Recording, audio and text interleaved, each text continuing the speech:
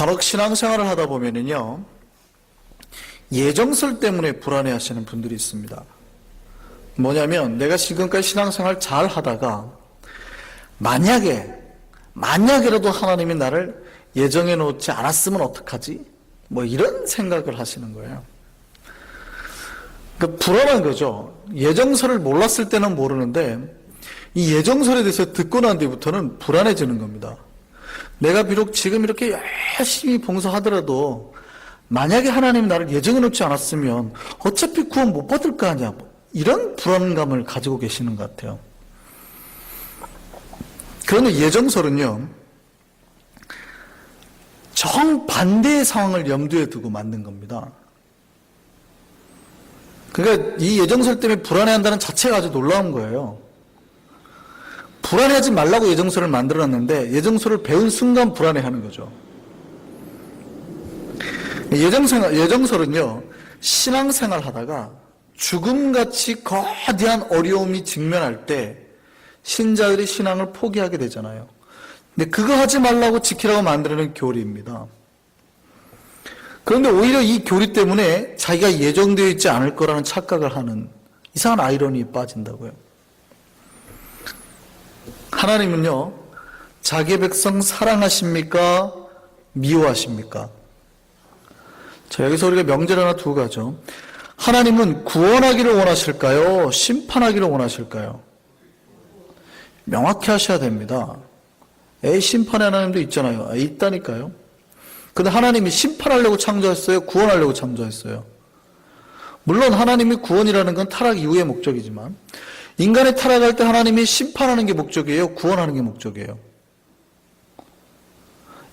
자, 인간이 타락한 순간 하나님이 이놈 죽었어 하기를 원한 거예요? 너 이제 내가 살릴 거야 하는 게 하나님 아버지 뜻이에요. 하나님은 항상 구원이 목적이에요. 심판이 목적이 아니고. 이거 명확히 하셔야 됩니다. 하나님은요, 자기의 백성 사랑하십니다. 단 한 명도 놓지 않고 다 구원하기를 원하신다고요. 비록 때로는요, 그 사람이 완벽한 하나님의 모습을 소유하지 못할 수도 있습니다. 그렇다 하더라도 하나님은 사랑하십니다. 이거 믿으십니까? 하나님은 그런 인간이 그런 줄 아신다고요. 하나님은 사랑이시기 때문에. 그래서 예정도 반드시 하나님의 사랑 안에서만 해석이 됩니다. 사랑의 하나님이 절대로 우리를 포기하지 아니하신다는 게 예정설의 목적이요 의미라고요. 한번 찾아볼까요? 로마서 8장입니다.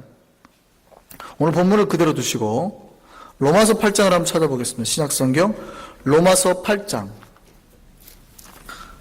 35절입니다.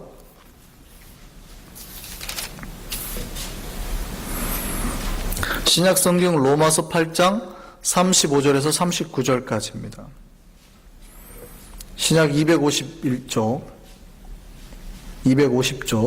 로마서 8장 35절에서 39절까지 찾으셨습니까? 예. 같이 한번 읽어볼까요? 자, 같이 한번 35절 한번 읽어보겠습니다. 시작. 누가 우리를 그리스도의 사랑에서 끊으리요? 환난이나 곤고나 박해나 기근이나 적신이나 위험이나 칼이랴. 하나님이 우리를 향한 사랑에서 끊을 수 있는 게 있다고요, 없다고요? 죽음도 못 끊는다고요. 37절 보세요. 시작. 그러나 이 모든 일에 우리를 사랑하시는 이로 말미암아 우리가 넉넉히 이기느니라. 38절 39절입니다. 시작. 내가 확신하노니 사망이나 생명이나 천사들이나 권세자들이나 현재일이나 장래일이나 능력이나 높음이나 깊음이나 다른 어떤 피조물이라도 우리를 우리 주 예수 그리스도 안에 있는 하나님의 사랑에서 끊을 수 없느니라. 여기에서 나오는 것이 예정설이에요. 어떠한 것이라도 우리가 하나님 앞에 있는 것에서 끊을 수 있다고요, 없다고요? 없다고요. 없어요. 왜냐하면 그 예정설의 발생이 어디에서 나오기 때문에. 원래 하나님은 어디에서요? 35절 보세요. 누가 우리를 어디에서요? 그리스도의 사랑에서. 37절 보세요. 이 모든 일에 우리를 사랑하시는 이로 말미암아. 마지막 39절 보세요. 우리 주 그리스도 예수 안에 있는 하나님의 뭐에서요? 사랑에서. 아무도 하나님이 사랑하는 자녀에게서 끊어갈 수가 없다고요. 왜냐하면 하나님이 이미 사랑하기로 약속되어 있으니까, 구원하기로 정해져 있기 때문에. 이게 예정설인 거예요. 하나님 여러분 사랑하세요, 안 사랑하세요? 사랑하면 예정되어 있는 거죠. 왜 예정이 안 돼 있다고 생각하시는 거예요? 다 예정이 돼 있어요. 예정이 안 돼 있다고 생각하는 이유가 중에 뭐냐면 50대 50이라는 착각을 하신다고요. 만약에 인류가 100명이라고 생각해 보시죠. 하나님 예정을 99명 해놓고 한 명만 심판할 거라 생각하셨다면요. 왜 50명 구원하고 50명 버림받을 거라고 착각하세요? 만약에 하나님 100명을 다 예정해 놓으셨다면요. 반드시 구원해 내시는 거 아니에요? 왜 내가 안 돼 있을 거라고 착각하시냐고요. 하나님 우리를 사랑하시잖아요. 여러분 마음속에 그게 있잖아요. 예정이 되어 있다니까요. 불안해하지 말라고 예정서를 만든 거예요. 하나님은 뭐라고요? 사랑이시라고요. 그래서 하나님은 사랑이세요. 우리를 사랑하시는 하나님, 우리가 지난주에 살펴봤죠. 하나님이 심판하는 게 목적이 아니라 구원하시는 것이 목적이라는 걸 알았습니다. 많은 불신자들이 이렇게 질문합니다. 야, 네 하나님이 진짜 사랑이야? 야, 근데 네 그 신 안 믿는다고 죽이고 심판하는 게 사랑이냐? 이렇게 질문해요. 안 믿는다고 지옥 보내는 게 사랑이냐? 그 네 신 안 믿으면 지옥 보내야 돼? 그게 사랑이냐? 이렇게 질문해요. 참 이거는요, 답답한 질문입니다. 제 성산이가 집안을 어지럽혀요. 그러니까 제가 혼내는 거죠. 성산이 이리 와 하고 혼낼 때 이렇게 질문하는 거죠. 아니, 아버지가 되었고 아들한테 혼낼 수 있어? 혼낼 수 있습니까? 없습니까? 혼낼 수 있죠. 혼내면 안 사랑하는 거예요? 무슨 논리가 그래요? 혼내면 안 사랑하는 거예요? 심판도 있다니까요. 심판이 없는 게 아니에요. 그런데 심판 때까지 하나님이 기다리세요, 안 기다리세요? 기다리죠. 얼마나 오래 기다려요? 무지 오래 기다려요. 우리가 지난주에 살펴본 바로는요, 그 성이 다 썩고 죄악이 다 타도 10명만 있으면 하나님이 멸망시키지 않겠다 하잖아요. 거꾸로 생각해 보세요. 어떻게 거룩하신 하나님이 비록 10명 때문에 그 심판을 유보할 수가 있어요? 거룩하신 하나님이 동성애가 판을 치고 죄악이 판을 치고 자기들만 아는 그런 이기적인 집단들 속에서 막 살인이 난무하고 이래요. 근데 그 중에 예수 믿는 사람 10명 있다고 그 도시를 심판을 안 해봐요. 거룩하신 하나님이에요? 그러신다니까요, 하나님이. 그래도 기다리신다고요. 얼마나 오래 참고 기다리신지 아시겠어요? 하나님 목적이요, 인간이 하나님을 만든 목적이, 하나님 인간을 만든 목적이 혼내려 함이 아니에요. 사랑하려 함입니다. 인간과 사랑하고 교제하고 온전한 관계를 맺기 위함이었다고요. 그러니까 부모가 자식을 낳으려고 그래요. 계획을 해요. 이제 신혼부부가 자식을 낳으려고 할 때, 이 자식을 낳으려고 할 때 계획을 어떻게 짭니까? 이놈이 낳아갖고 이놈의 자식이 분명히 한 번은 거짓말할 거야. 내가 그때 이놈을 저쪽 방에다 가다 놓고 두드려 팰 거야. 그걸 생각하니까 흐뭇해. 하하하 이러고 자식을 계획해요? 그런 부모 보셨어요? 미친 거죠. 그렇게 질문하는 자체가 이상한 겁니다. 전혀 그 사랑이라는 개념이 없는 사람이에요. 하나님이 무슨 심판하기 위해서 인간을 만드셨어요? 말도 안 되는 소리라는 거예요. 이거는 도대체 하나님의 그 기본적인 성품을 이해를 못하는 행동입니다. 아니, 어떤 부모가 자식들을 만들 때 학대하고 괴롭히고 죽이려고 만드는 부모가 어디가 있어요? 자식들은 그렇게 느낄 수 있어요. 부모가 회초리를 들 때 그렇게 느낄 수 있다니까요. 그때는 힘드니까. 비록 본인이 거짓말을 했든 잘못했든 간에 회초리를 드는 부모가 무서운 거지만, 부모 입장에서 그렇게 하는 부모는 없잖아요. 하물며 하나님이 인간을 만들 때 학대하고 괴롭히고 심판하려고요? 아니라고요. 온전히 사랑하기 위함입니다. 하나님의 창조의 목적, 인간을 만든 목적은 온전히 사랑하고 교제하고 만나고 행복하시려고, 정말 이 인간과 함께 즐거우시려고요. 사랑하기 위해서예요. 인간이 그 안에서 그렇게 살기를 원하시는 겁니다. 비록 인간들이 죄를 범할 때 심판을 하시죠. 회초리 들 때가 있다고요. 그럴 때까지 하나님은 어떻게 해요? 여전히 참으시고 인내하신다고요. 이사야서 54장 8절에서 10절 하나님이 이스라엘 백성이 이렇게 말씀하십니다.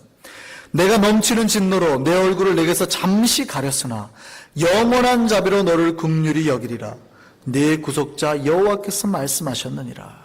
그 밑에 10절에 이렇게 말합니다. 산들이 떠나며 언덕들은 옮겨질지라도 나의 자비는 네게서 떠나지 아니하며 나의 화평의 언약은 흔들리지 아니하리라. 너를 긍휼히 여기시는 여호와께서 말씀하셨느니라. 이사야 선지자가 예언하는 겁니다. 하나님은요, 인간을 멸하려 하심이 아니라 인간을 사랑하고 인간에게 온전한 은혜와 자비를 베풀고 그들과 함께 하려 하심인 겁니다.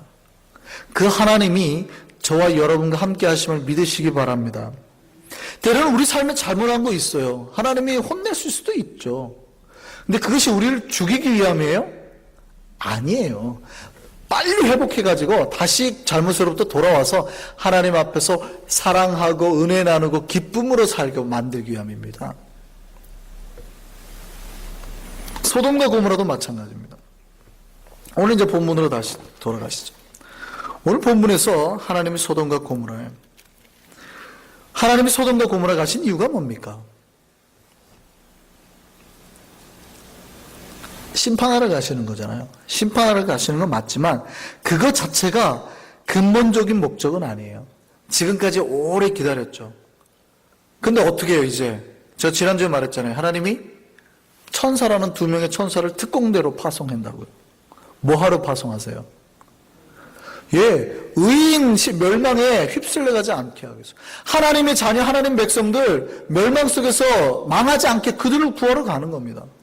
물론 천사들은 말합니다. 내가 여기를 멸하러 왔다 말을 하지만 목적이 뭐예요? 아니 그러면은 하나님이 거기에 죄악이 있는 거 몰라요? 있지요. 있는 거 다 보고 계신단 말이에요. 그런데 구태여 2명의 천사를 보낸 이유가 뭡니까? 누구를 살리려고요?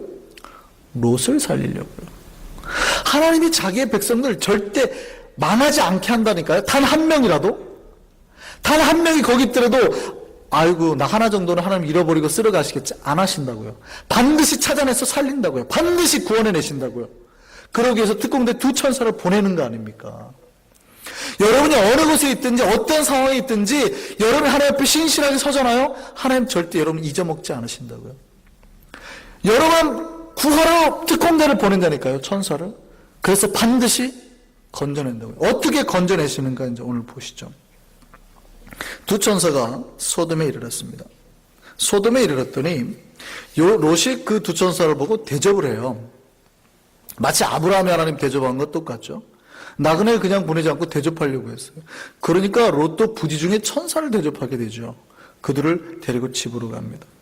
그래서 대접하고 저녁을 이제 같이 먹는데 저녁을 먹고 나서 이제 잠자리에 눕기 전입니다. 그러니까 잠이 아직 들기 전이에요. 그러니까 아주 깊은 밤이 아니라는 걸 알 수 있죠. 왜냐하면 고대 사회니까 전등이 있는 게 아니죠. 밥을 7시, 8시, 9시에 먹겠어요? 밥을 언제 먹겠어요? 화날 때 먹는다고요. 이해되시죠? 아직 불빛이 꺼지기 전에 저녁밥을 먹게 되겠죠.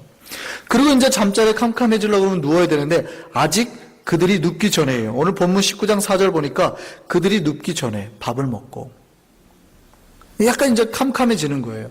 그때 마을 사람들이 몰려오는 겁니다. 먼 곳에서 가까운 데서 다 상관없이 마을 사람이 다 와가지고 한다는 얘기가 뭐예요? 2 남자 내어 놓아라 라는 거예요. 목적은 뭐예요? 상관하리라, 관계하리라예요. 그러니까 마을 전체가 썩을 만큼 썩은 겁니다. 어느 정도 심하게 썩은지 아시겠어요?